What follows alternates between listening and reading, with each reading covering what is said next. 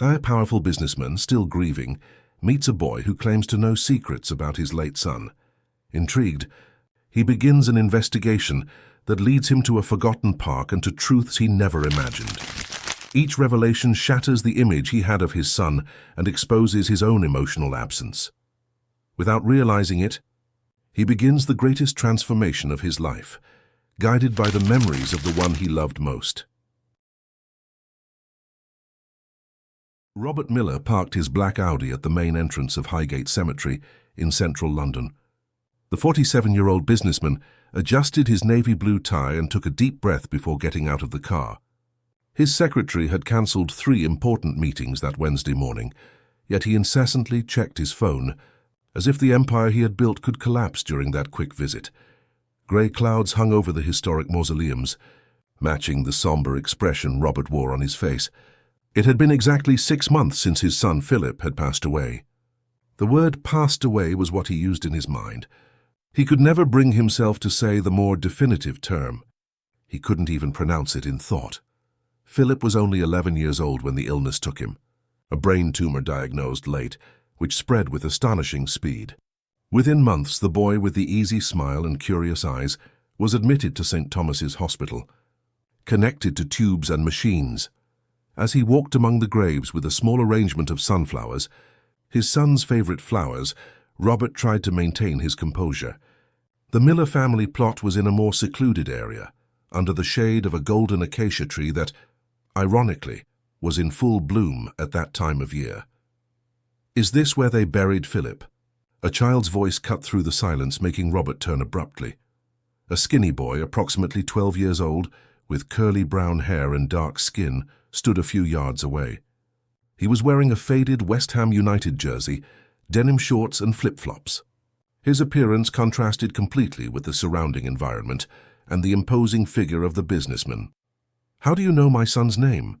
Robert asked, instinctively placing himself in front of the plot as if he could still protect Philip. "We used to play football together at the Brixton pitch," the boy replied naturally. "My name is Luke Oliver. I was his friend." Robert frowned.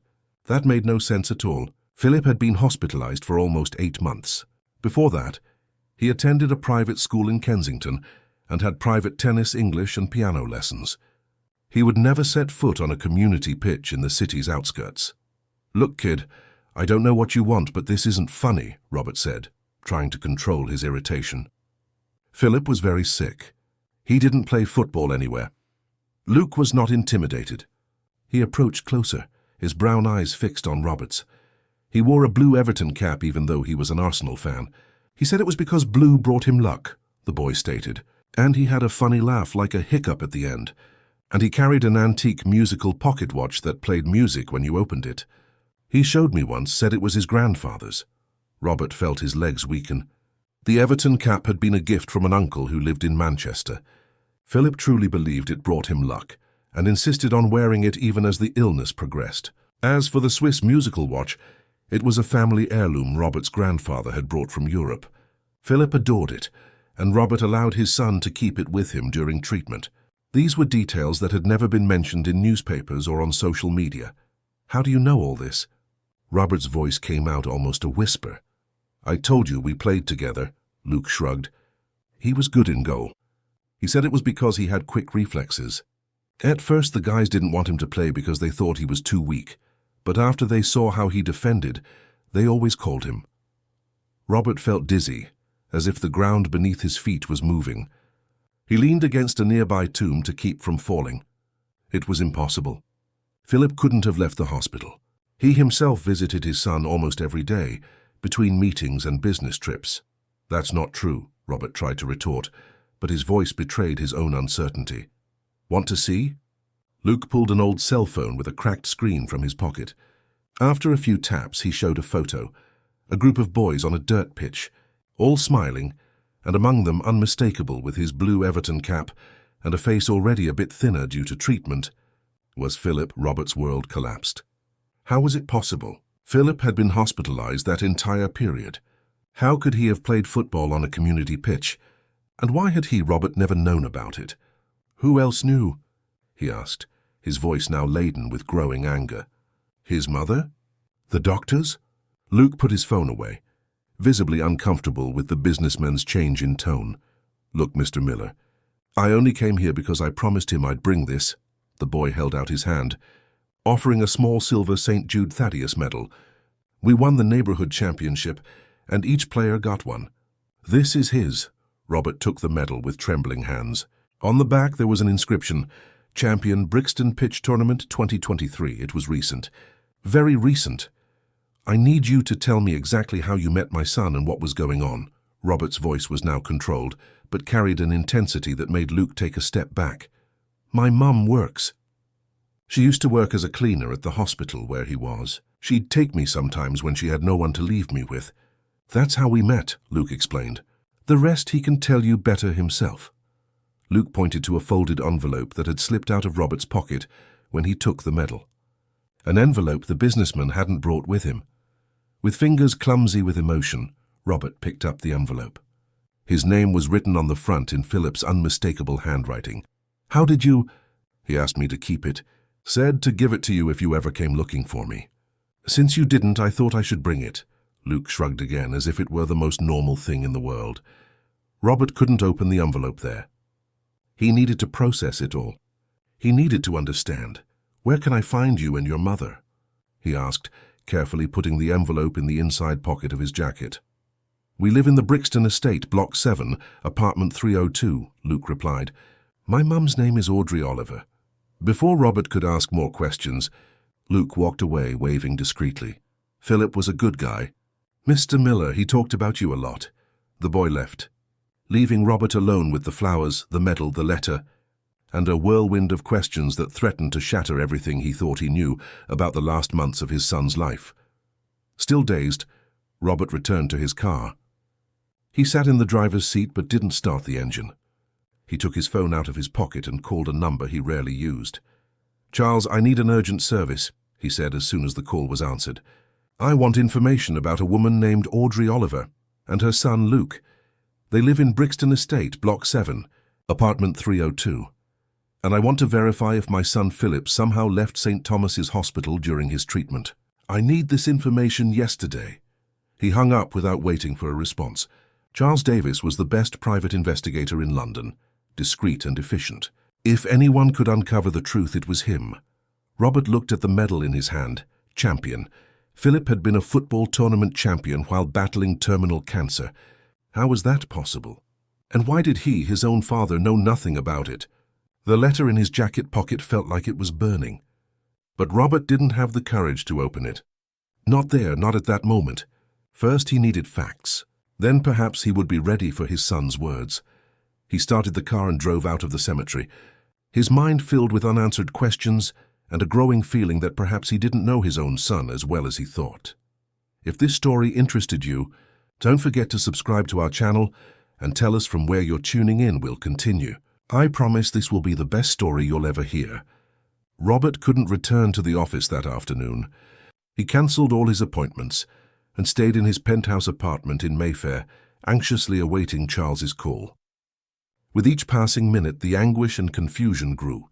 How could Philip, an 11-year-old boy undergoing treatment for an advanced brain tumor, have participated in football games on a community pitch? Who had allowed this? Why had no one told him? The phone rang at 7:14 p.m., less than 6 hours after the initial contact. Charles Davis already had the requested information.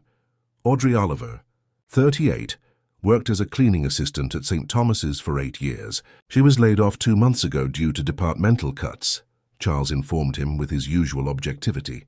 Her son, Luke Oliver, 12, attends Brixton Academy Primary School. They live where the boy said, in a simple apartment in the Brixton Council estate. No criminal records, nothing suspicious. Robert gripped the phone tightly. And about Philip? Is there any evidence that he left the hospital? There was a brief silence on the other end of the line. That's the most interesting part, Robert. I managed to get access to the hospital's security footage.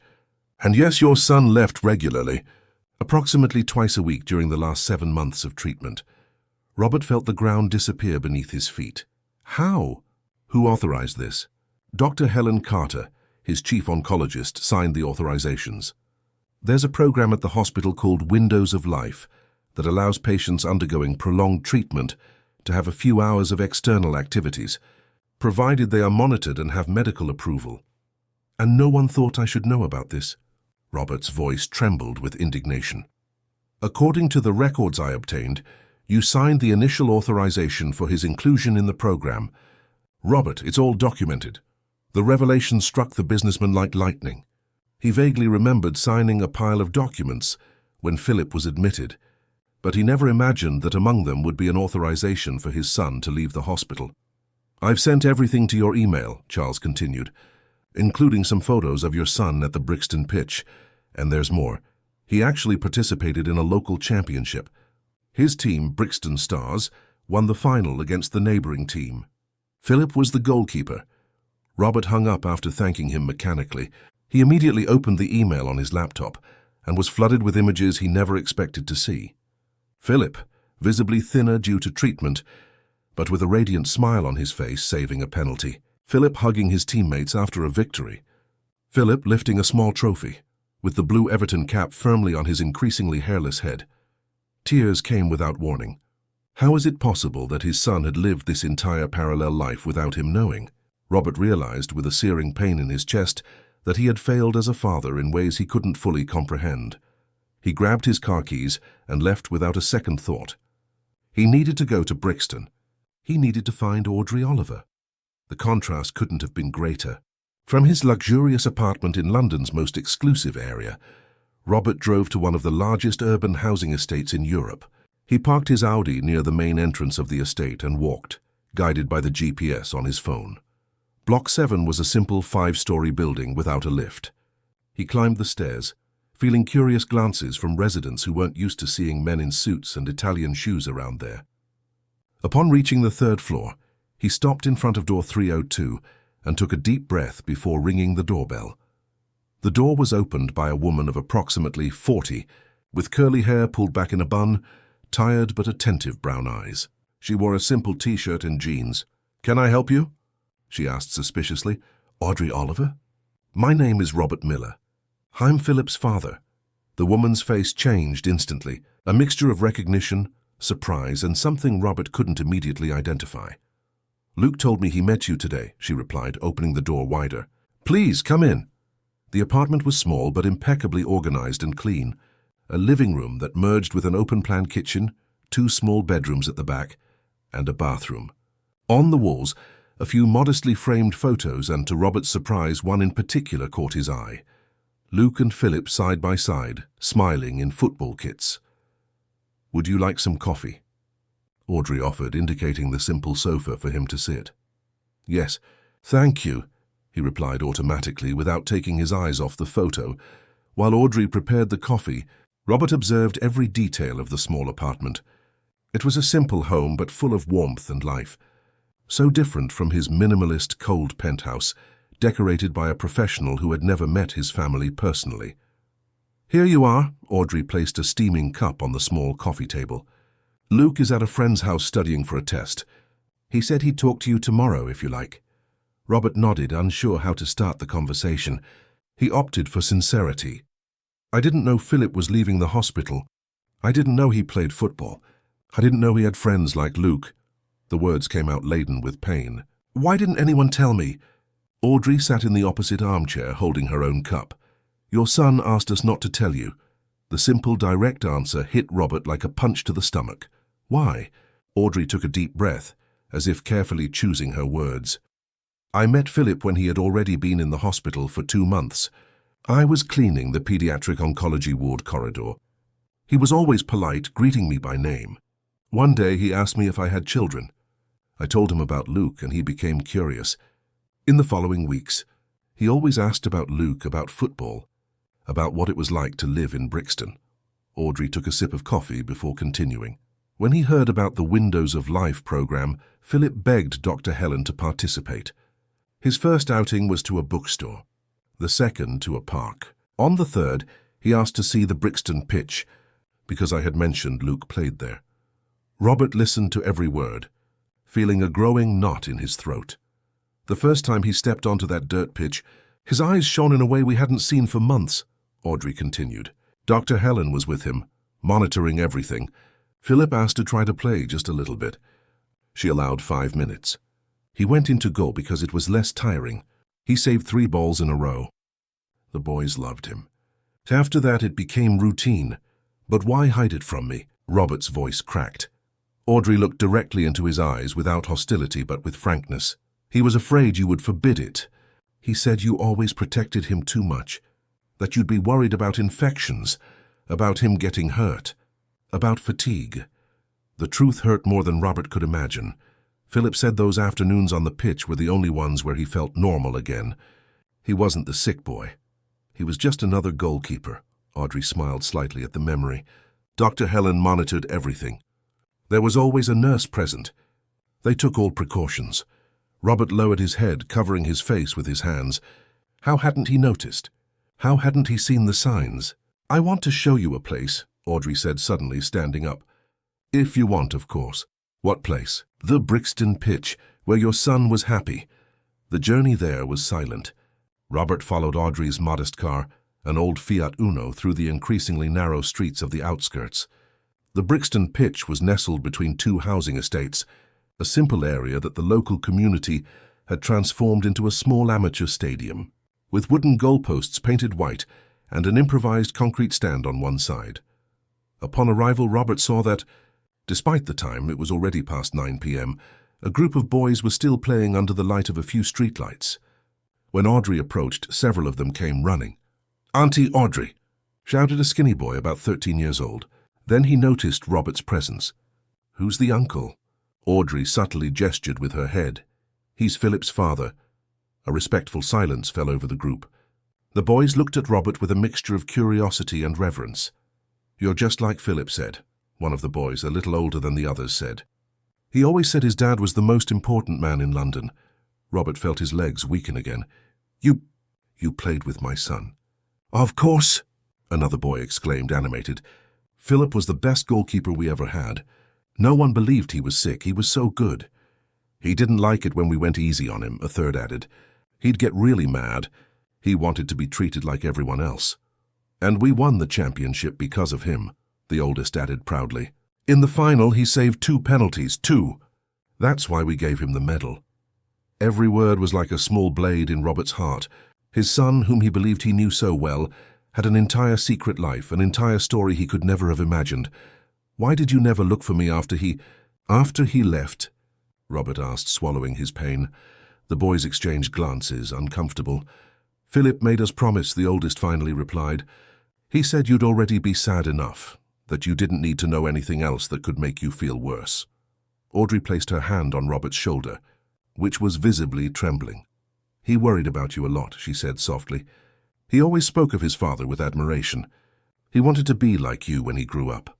Robert looked at the simple pitch, at the wooden goalpost, and tried to imagine his son there, saving balls, celebrating victories, just being a normal child, living moments of joy amidst a battle that, in the end, he couldn't win. "I have something to show you," Audrey said, suddenly pulling out her phone. Luke saved some videos. On the small device, images of Philip in action, saving a difficult shot in the left corner, celebrating with arms raised after an important save, receiving a collective hug from his teammates after winning the championship. In all the videos, there was something Robert hadn't seen in a long time, genuine happiness in his son's eyes. A pure joy that had disappeared long before the diagnosis, a vitality that Robert, in his obsession with success and the future, hadn't noticed was fading away. Robert returned to his apartment after midnight, his heart heavy and his mind filled with images he couldn't process. Audrey had provided him with copies of the videos and photos the boys from the Brixton pitch had of Philip. It was like rediscovering his own son, months after losing him. Sitting alone in the spacious living room, with the city lights shining through the panoramic windows, Robert finally took the envelope Luke had given him at the cemetery from his pocket. His hands trembled. He was afraid of what he would find there, of the words his son had written, knowing that one day his father would read them. He opened the envelope carefully. Inside were a few pages from a school notebook, written in Philip's still childish but well-formed handwriting.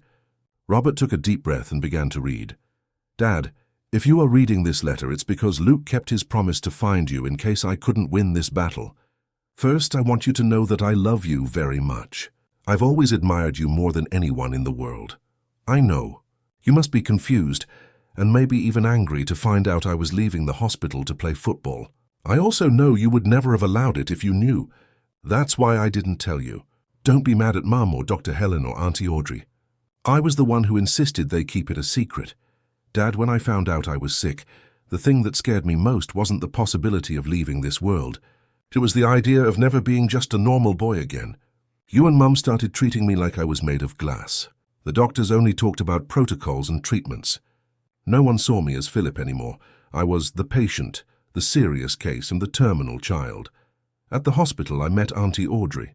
She was the first person in a long time who talked to me like I was just a normal boy. She told me about Luke, about football at the Brixton pitch, about life outside those white walls. It was like a window to a world I thought would never be mine again.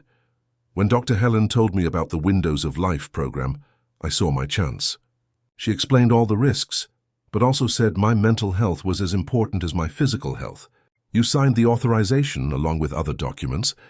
I was next to your desk when you signed, but you were on the phone about an important business deal. The first time I stepped onto that dirt pitch, I felt truly alive again. The boys didn't know I was sick, not at first. They accepted me because I was good in goal. I always was, ever since PE classes at school, remember? You never could come to see me play because of work, but the teacher always said I had talent. Every afternoon at Brixton pitch was like getting a piece of my life back. Yes, I got tired. Yes, sometimes I felt unwell afterward. But it was worth every second, Dad. They were the happiest moments of my last months. I wasn't a sick person there. I was a goalkeeper, a friend, a champion. I know you always wanted to protect me. I know you worked so hard to give me the best possible future. But what I really wanted in the end was just to live the present, even if that present was short, even if it was difficult. Don't be angry and don't blame yourself. I just wanted you to know this part of my life that I hid from you. I wanted you to know that despite everything, I found joy in my last days. Luke and the boys from Brixton pitch gave me that. Auntie Audrey too. If you can, take care of them a little. Not with money, they have pride, they wouldn't accept it. But maybe you can help them in other ways. The Brixton pitch needs better lighting. The boys need an adult who believes in them as you always believed in me. I love you, Dad. I will always love you. Philip. Robert couldn't hold back the tears. They came like a summer storm, violent and uncontrollable. He cried as he hadn't cried since childhood, without any pretense of strength or composure. His son, his little Philip, had lived a parallel life in his last months, finding joy and normality while he, Robert, was too busy with his business empire to notice. When he finally managed to compose himself, it was already dawn. He called Beatrice, his ex-wife, something he rarely did since their separation. He needed to speak to her immediately. "Robert, it's 4 a.m. Beatrice's voice sounded worried on the other end of the line. "Did you know?" he asked without preamble. "Did you know Philip was playing football during treatment?" The silence that followed was answer enough. "Why didn't you tell me?" Beatrice sighed. "He made me promise, Robert. And honestly, it was the first time in months I saw our son truly happy. You would have forbidden it if you knew." "I had a right to know," Robert insisted, anger mixing with pain. "Like you had the right to be present in his life before the illness?" Beatrice retorted, bitterness evident in her voice. "Robert, you were always too busy. There was always a more important meeting, a more urgent contract, an unavoidable trip. Philip grew up seeing the driver who picked him up from school more than his own father." Beatrice's words were like knives, opening wounds Robert preferred to ignore. "When he got sick, your solution was to work even more," she continued, "to ensure the best treatment, the best hospital, the best doctors. But do you know what Philip really needed? A present father, someone who would play football with him in the garden, who would listen to his stories, who would simply be there. I was building a future for him," Robert defended himself, but his voice no longer carried conviction. "And he was losing the present," Beatrice concluded more softly. "Those afternoons at the Brixton pitch gave a little life back to our son. I'll bring you something tomorrow, something that might help you understand all this better." They agreed to meet the next morning at the cafe they frequented during their marriage, a neutral place where they had discussed issues related to Philip many times. When Beatrice arrived, she carried a simple blue hardcover notebook with the Arsenal FC emblem on the front. She handed it to Robert without saying a word. "What is this?" he asked, though he already suspected the answer. Philip's diary. He started writing at the beginning of his treatment on the recommendation of the hospital psychologist, Beatrice explained. "He asked me to keep it. He said that one day you might need to read it." Robert opened the notebook with reverence. The first pages were full of fear and confusion, honest reflections of an 11-year-old boy confronting his own mortality. But as he progressed, the entries changed in tone. "Today I met Luke. His mum works at the hospital. He showed me photos of the pitch where he plays football. It looks amazing. Dr. Helen said I can join the Windows of Life program. I can't wait. I seen one first time at the Brixton pitch today. The boys let me play in goal. I saved several balls. No one treated me like I was sick. It was the best day in months. Dad visited me today. I almost told him about the football, but he was so worried. He talked about new treatments in Europe, about famous doctors. I don't want him to stop me from going to the pitch. It's the only place where I still feel like myself. Championship started today. I'm the starting goalkeeper. No one believes me when I say I'm in cancer treatment. It makes me feel strong." The entries continued, detailing each game, each save, each moment of normality amidst the chaos of the illness. But there were also reflections on Robert. "Dad cancelled his visit today. Important meeting. I know he works so hard because of me, to pay for my treatment. But I wish he was here. Sometimes I wonder if Dad really knows who I am. He brings me expensive presents, but he never has time to play with me, to listen to my stories. Luke has an absent father too, but for different reasons, he's abandoned the family. At least mine cares, even if he doesn't know how to show it. Championship final tomorrow. I'm nervous and excited. I wish Dad could be there. He never saw me play, never, not even when I was healthy." The last entry was from just 3 days before Philip passed away. "I know I don't have much time. The doctors don't say it, but I can see it in their eyes. I'm not afraid. I just wish I had a few more afternoons at the Brixton pitch. I just wish Dad knew how much those moments meant to me. Maybe one day he'll find out. Maybe it will help him live differently, to be present in people's lives, to find joy in simple things like I found it." Robert closed the diary, destroyed inside. How could he have been so blind? How had he not realized what his son truly needed? "He never showed resentment," Beatrice said, breaking the silence. "Only sadness that he couldn't show you who he really was. How can I fix this?" Robert asked more to himself than to his ex-wife. "How can I fix something when it's already too late?" Beatrice gently touched his hand, a rare gesture since their separation. "Perhaps it's not too late to honor who he was, to learn from him." Robert nodded slowly, an idea beginning to form in his mind. "I need to go back to the Brixton pitch," he said, determined. "I need to see this place that meant so much to our son." "Go," Beatrice replied. "Philip would be happy." That same afternoon, Robert drove again to Brixton. He parked near the housing estate and went straight to Audrey's apartment. When she opened the door, she seemed surprised to see him again. "Mr. Miller." "Just Robert, please," he asked. "Audrey, I need a favor." "Of course, what is it?" Robert took a deep breath, feeling vulnerable in a way he hadn't experienced in decades. Could you teach me how to play football?" Audrey's eyes widened.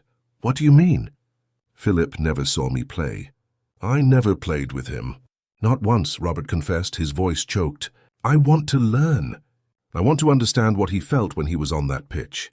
It might sound silly, but—" "It's not silly," Audrey interrupted with a gentle smile. "It's not silly at all." Luke arrived from school at that moment and stood at the door, observing the scene with curiosity. "Hi, Mr. Miller." "Hi." "Luke, I came to ask your mum to teach me how to play football. What do you think?" The boy smiled, a smile so reminiscent of Philip's that it made Robert's heart ache. "I think I can help too. Do you want to be a goalkeeper?" Robert smiled back, his eyes watery. "Yes, I want to try to be a goalkeeper, like my son." Robert's first attempt at the Brixton pitch goal was, to say the least, disastrous. At 47, the businessman had never seriously played sports. In his adolescence, he preferred studying to playing, a choice his parents had always encouraged. In adulthood, his only exercise was occasionally using the treadmill in his private gym or a few sessions with a personal trainer, that he frequently cancelled due to professional commitments. When Luke kicked the first ball towards him, a light kick, clearly made easier, Robert not only failed to save it but also fell awkwardly on the dirt pitch, dirtying his designer jeans and scraping his elbow. The boys watching the scene tried, without much success, to hide their laughter. Audrey, for her part, approached to check if he was okay. "We can stop if you want," she suggested, extending her hand to help him up. Robert refused the help and stood up alone, dusting off his clothes. "Again," he said, positioning himself between the improvised goalposts once more. Luke exchanged a look with his mother, who nodded discreetly. The boy kicked again, even softer. This time Robert managed to touch the ball, but it went under his hands and into the goal. More suppressed laughter from the young spectators. "Let's try another position," Luke suggested after Robert's 10th frustrated attempt. "You could be a defender. It's easier." "No," Robert replied with a determination that surprised everyone, including himself. "Philip was a goalkeeper. I'm going to learn to be a goalkeeper too." For 2 hours, Robert persisted. By the end, he was completely exhausted, sweaty, dirty, with scratches on his arms and legs, but he had managed to save 3 shots. When he finally agreed to stop, the boys were no longer laughing at him. There was something in the effort of that older man, clearly out of his element, that inspired respect. "Are you coming back tomorrow?" asked one of the boys, whom Robert later discovered was named Jeremy, the captain of the team Philip played for. "Yes, I am," he replied, without hesitation. And he did. Day after day, week after week, Robert appeared at the Brixton pitch, initially only on Saturday and Sunday afternoons. Then he began to reorganize his schedule to be able to go on some weekdays as well. Gradually, his agenda, once filled with meetings, trips, and business commitments, regularly began to include training at Brixton pitch. His evolution as a goalkeeper was slow but steady. Under the patient guidance of Luke and the other boys, he learned basic techniques: how to position his hands, how to jump, how to read the trajectory of the ball. More importantly, he learned about his son's world. Philip used to defend like this. Look, Luke demonstrated, positioning himself between the goalposts with a stance Robert tried to imitate. He always said the secret was not to be afraid of the ball. "He invented our team cheer," Jeremy recounted one afternoon, as they rested in the shade of a tree near the pitch. "Brixton is heart, grit and joy. We'd shout that before every game. The day he felt unwell here, he got mad when we wanted to call an ambulance," another boy, Raphael, reported. "He said he didn't want us to treat him differently just because he was sick. Dr. Helen had to convince him to go back to the hospital." Each story, each detail, was like a piece of the puzzle that was Philip, Taylor's son, whom Robert realized with growing pain he had never truly known. Audrey became a constant presence during these moments. Initially, she just watched the training sessions and occasionally offered water or a towel to Robert. Over time, their conversations became deeper, more personal. "How do you manage?" Robert asked one evening, as they had a simple coffee at the snack bar near the pitch after a particularly exhausting training session. "Manage what?" "Raising Luke alone, working 2 jobs, maintaining all this strength." Audrey smiled, a smile Robert had gradually come to admire for its authenticity. "I don't have a choice, do I? Life doesn't stop to ask if we're ready for the challenges it brings. But you're always present in Luke's life, in the community. How do you balance everything?" "I don't balance it," she admitted with a light laugh. "Many balls drop, but the important ones, the ones that really matter, those I do everything to keep in the air. Luke is the most important of them." That conversation resonated in Robert's mind for days. In his office, high up in a luxury commercial building in London's financial centre, he began to evaluate his own life. Which balls had he kept in the air? Which had he let drop? The business empire he had built was impressive, no doubt. Miller Developments was among the largest construction companies in the country. But at what cost had that success been achieved? One Wednesday morning, Robert called an extraordinary meeting of the company's board of directors. His executives exchanged confused glances when he entered the boardroom wearing jeans and a simple T-shirt instead of his usual Italian suit. "I have a few announcements to make," he began without preamble. "First, I will reduce my working hours at the company. From today onwards, I will work a maximum of 8 hours a day, 5 days a week. No late-night meetings, no 2 AM emails, No business trips that extend for weeks. A murmur of astonishment ran through the room. Robert Miller was known for his almost obsessive dedication to work. This announcement was completely out of character for him. Second, we will immediately implement new well-being policies for all employees. Flexible hours for parents, extended paternity leave, expanded childcare assistance, and a program to encourage parental participation in their children's school activities. The directors took notes frantically, still perplexed. Third and most important, Robert continued, we will establish the Philip Miller Foundation. Its objective will be to support children undergoing treatment for serious illnesses, with a special focus on providing moments of normal life, of joy during treatment. I want 15% of the company's annual profits to be allocated to this foundation.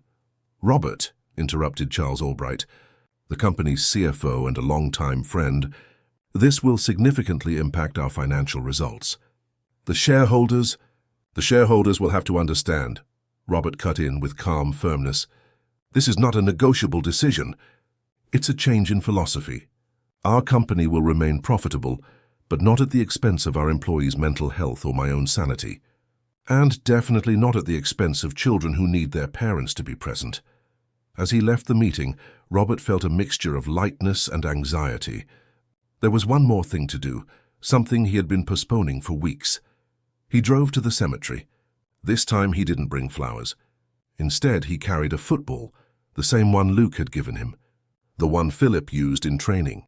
Before his son's grave, Robert sat on the grass and placed the ball next to the headstone. Hi, son, he said, feeling a little strange speaking aloud.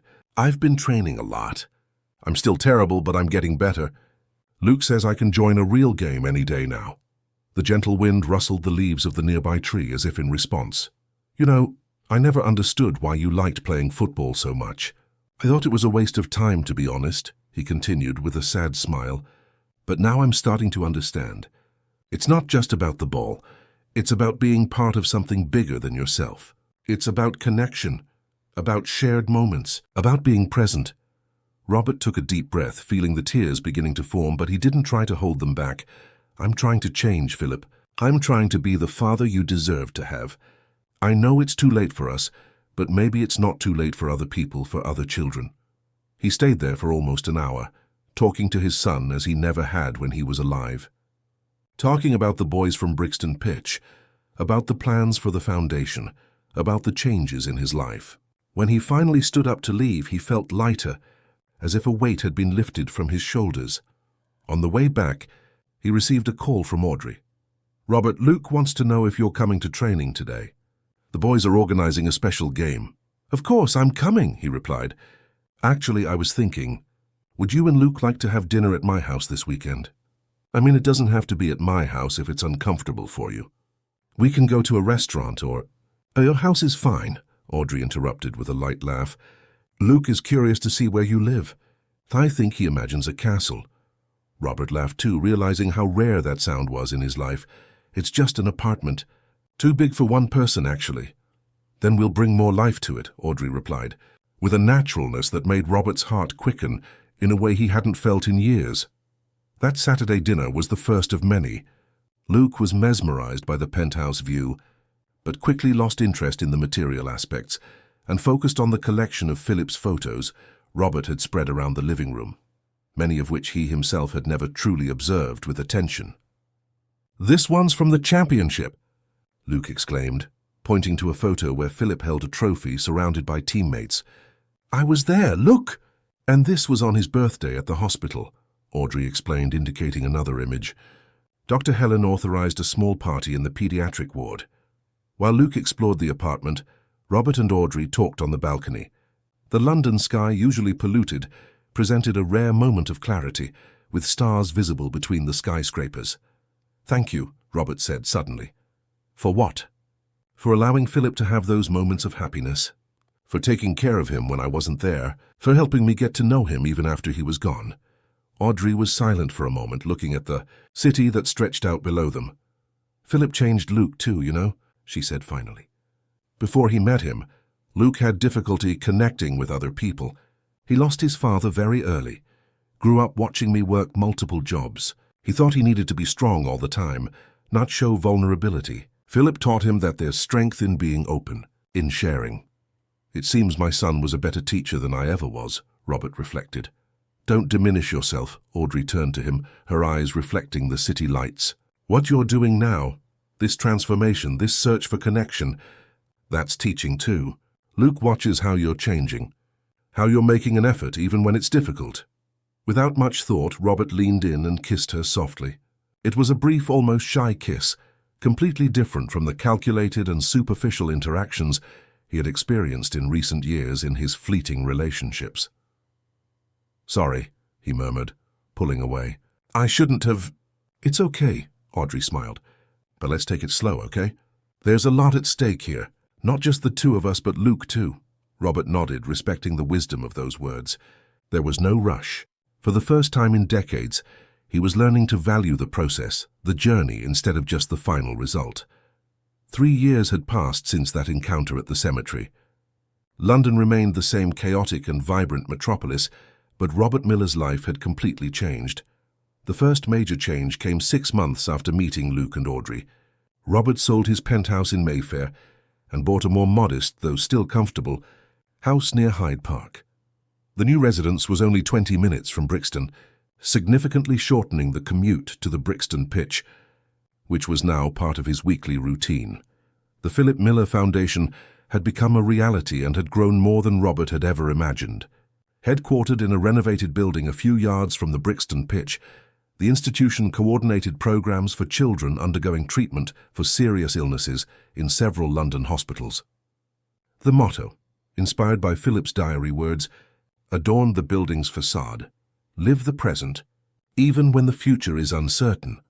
The Foundation's main program, Windows of Life, in homage to the initiative that had allowed Philip his afternoons of football, had already benefited over 1,000 children, offering them moments of normality and joy during difficult treatments.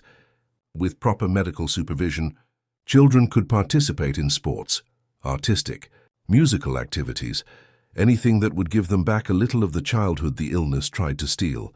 But the most significant transformation was not in the external projects or material changes.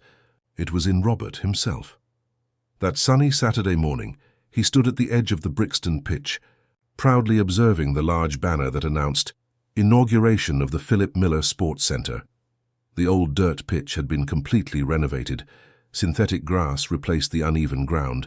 A modern lighting system allowed for night games. Simple but functional stands offered comfort for spectators. And a small annexed building housed changing rooms, bathrooms, and a multi-purpose room for educational activities. Nervous? Audrey asked, approaching and intertwining her fingers with his. A little, Robert admitted, smiling at the woman who just over a year ago had become his wife in a simple ceremony held right there on that pitch. Do you think he would approve? I'm sure he would, she replied, pointing to Luke, now 15, who was helping organize the younger children for the opening ceremony. But without that big sign with his name, Philip would hate being the center of attention. Robert nodded. The small bronze plaque, discreetly placed at the entrance of the sports centre, had been a subject of debate between them. In memory of Philip Miller, who taught us to live every moment to the fullest. Simple, without pomp or grandiloquence, as Philip himself would have preferred. The new sports centre was not just a space for football games, it was a hub of community life. In addition to regular sports activities, it housed educational programs, vocational workshops for young people and adults, and served as a meeting point for health and well-being initiatives. All funded by the Philip Miller Foundation, but managed by the community itself. The hospital staff have arrived, Luke informed him, approaching excitedly. Dr. Helen is here with 4 children from the program. Can I take them to see the changing rooms before the ceremony? Of course, Robert replied, affectionately ruffling his stepson's hair. Just don't let them get too tired before the inaugural game. Luke ran back to the group that had just alighted from a white van with the St. Thomas's Hospital and Philip Miller Foundation logos. Robert watched with a warm heart as the teenager interacted naturally with the sick children, without pity or condescension, treating them exactly as he treated anyone else, a lesson he had learned from Philip. Mr. Miller? A female voice called. Robert turned to find Dr. Helen Carter, the oncologist who had cared for Philip, and who now coordinated the partnership between the hospital and the foundation. "All set for the big day?" "I think so," he replied, greeting her with a warm embrace. "How are our little athletes?" "Anxious," the doctor smiled. "Especially Gabriel. He hasn't stopped talking about playing as goalkeeper today." Gabriel Stone, 10, had been undergoing treatment for leukemia for 8 months. It was his third participation in the Windows of Life program, and according to Dr. Helen, the boy lived for those moments outside the hospital. "Did his mother come too?" Audrey asked. "Yes, she's right there." The doctor pointed to a young woman looking tired, who watched her son with a mixture of worry and joy as he explored the new pitch with the others. "It's the first time I've seen her smile in weeks." Robert remembered himself 3 years earlier, always preoccupied with medical protocols, survival statistics, new experimental treatments, and completely oblivious to the importance of simple moments of happiness in a sick child's life. How blind he had been. The inauguration ceremony was deliberately brief and informal. Robert gave a short speech, thanking the Brixton community that had embraced the project from the start, and explaining the philosophy behind the sports centre, a place where every child, regardless of their health condition or socioeconomic status, could simply be a child. "This is not my project or the foundation's," he concluded. "It is our project, all of ours. A place built with the spirit I learned from my son Philip, and from all of you. The spirit of living the present intensely, of finding joy in simple moments, of building true connections." After the speech, the inaugural game began. The Brixton teenagers team against a combined team of community adults, including Robert, who had finally earned his place as a reserve goalkeeper. He wasn't talented, but he compensated with dedication, and most importantly, with the genuine joy he felt every time he stepped onto the pitch. In the stands, St. Thomas patients, including Gabriel, watched excitedly, awaiting their turn to play in the second match of the day, specially organized for them. During the first game's halftime, Robert noticed Gabriel alone, a little away from the others, awkwardly adjusting a wig that barely concealed the effects of chemotherapy. He approached the boy discreetly. "Nervous for the game?" he asked, sitting beside him. Gabriel shrugged, trying to appear indifferent, but his eyes betrayed him. "A little. What if I can't save anything? The others will laugh at me." Robert smiled, recognizing in that boy the same fear Philip had expressed in his diary. "You know, my son had the same fear," he confided. "The first time he played here, he thought it would be a disaster. But Auntie Audrey said he was an amazing goalkeeper," Gabriel countered, confused. "And he was. But he didn't start that way," Robert explained. "He started scared, insecure. Do you know what made the difference?" Gabriel shook his head, awaiting the answer. He decided that even if he failed, even if he wasn't the best, it would be worth it for the simple pleasure of being on the pitch, of being part of the game. The saves came later, with practice. The most important thing came first, the courage to try, to allow himself to just be a boy playing football. Gabriel's eyes lit up with an understanding beyond his age. "Can I be the goalkeeper today?" he asked with renewed confidence. "Of course you can," Robert smiled. "And you know what? I'll give you a tip I've learned in recent years. The secret isn't not letting in goals. The secret is to have so much fun that the goals don't even matter." When it was time for the program's children's match, Gabriel confidently entered the goal. His wig slipped in the first few minutes, but to his mother's surprise, he didn't care. He played with enthusiasm, saving some balls, letting others pass, but always with a smile on his face. Audrey approached Gabriel's mother in the stands, offering her a coffee. "It's the first time I've seen him like this since the diagnosis," the woman confided, emotional. "Free, fearless, just happy. That's what this is all about," Audrey replied, indicating the pitch, the children, the gathered community. "We can't control how much time we have, but we can choose how to live it." After the games, as the community celebrated with a big barbecue organized by the Brixton residents, Robert found a moment to step away. He walked to a small bench, installed under a tree in the corner of the pitch, a place he had purposely chosen for reflection. From his pocket, he took out the antique musical watch that had belonged to Philip, the same one Luke had mentioned in that first encounter at the cemetery. He opened it, allowing the gentle melody to flow. It was a traditional lullaby Robert's grandfather used to hum. As the music played, Robert observed the scene before him. Luke guiding Gabriel in defensive techniques, Audrey chatting animatedly with the boy's mother, Dr. Helen discreetly monitoring her young patients, the Brixton residents socializing, all united by a common purpose. In that moment, Robert felt a peace he had sought his whole life without knowing. His business empire still existed, but now operated under new principles, focusing on social responsibility and employee well-being. His material wealth had diminished, but his spiritual and emotional wealth had multiplied exponentially. "Dad, come play," Luke called, waving from the middle of the pitch where he was organizing a mixed game between children and adults. "We're short a goalkeeper." Robert smiled, carefully putting the watch back in his pocket. He stood up and walked back to the pitch, to the life his son had taught him to value. "I'm coming," he replied, quickening his pace. As he positioned himself between the goalposts, Robert felt that familiar sense of fulfillment he had discovered in recent years. It wasn't just a football game on a renovated community pitch. It was a celebration of life in all its simplicity and depth. Gabriel approached him before the start of the match. "Mr. Miller, if I'm good as a goalkeeper, can I play whenever I come here?" "Of course you can," Robert replied, placing a hand on the boy's shoulder. "But remember, you're already good enough exactly as you are. The rest is just practice." The game began. The ball rolled across the pitch, passing from foot to foot.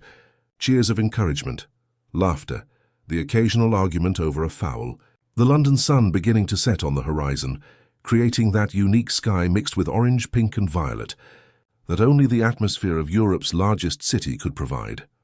That night, after everyone had left and the pitch fell silent, Robert stayed a little longer. He sat on the synthetic grass with Philip's diary open on his lap.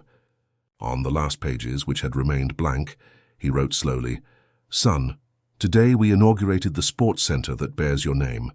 It's a beautiful, welcoming place full of life, just like you were. There are children playing, laughing, living every moment to the fullest, even those facing battles against illnesses like yours.